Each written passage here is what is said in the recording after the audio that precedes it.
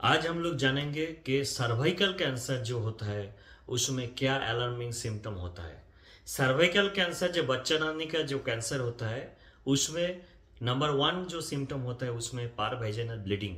Means जोनीदार से bleeding होना है। तो अगर पेशेंट्स का सपोज मेनोपॉज हो गया और पेशेंट्स का सडनली दिख रहा है कि पारवेजिनल आपका ब्लीडिंग हो रहा है और फिर से ऐसा लग रहा है कि मेन स्टार्ट हो गया, ये एक अलार्मिंग साइंस है। नंबर दो है कि post coital bleeding, that means patients का सेक्स या शवर्स के बाद उसका हस्बैंड या पार्टनर के साथ अगर उसके पारवेजिनल ब्लीडिंग स्टार्ट हो जाता है तो ये और एक लक्षण है जिसका हम लोग गौर कर सकते हैं सर्वाइकल कैंसर के लिए। Number three, number cervical cancer जब अर्ली स्टेज से बहुत ज़्यादा बड़ा हुआ स्टेज में मिलता है, स्टेज 3 में या स्टेज 4 अर्ली स्टेज में,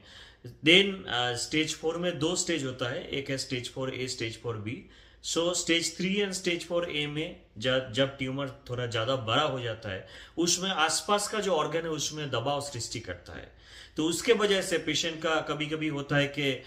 पीछे दर्द, बैक पेन लेके पेशेंट स्टार्ट कर सकता है, फर्स्ट सिम्टम्स। सो पेशेंट्स का पारवेजिनल ब्लीडिंग एंड बैक पेन अगर हो सकता है तो हो सकता है कि पेशेंट का जो स्टेज है थोड़ा एडवांस स्टेज में पहुंच गया है। और क्या सिम्टम्स हो सकता है कि पेशेंट का और थोड़ा ट्यूमर अगर ज़्यादा स्प्रेड कर जाए, थोड़ा बड़ा हो जाए, तो आसपास में जो ऑर्गन्स है मेनली किडनी एंड जो यूरिनरी ब्लडर का जो यूरेटर बोलते हैं जिसमें हम लोग मूत्रथली और किडनी का जो कनेक्शन वायर है, जो नलकी है, उसमें अगर चाप सृष्टि करता है तो उसमें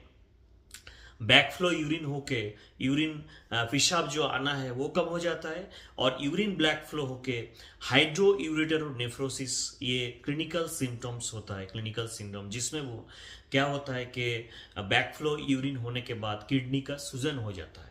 तो हाइड्रो यूरेटर नेफ्रोसिस होने के बाद बहुत देर दिन से अगर होता है तो उसमें क्या होता है कि किडनी फेलियर होने का चांस रहता है।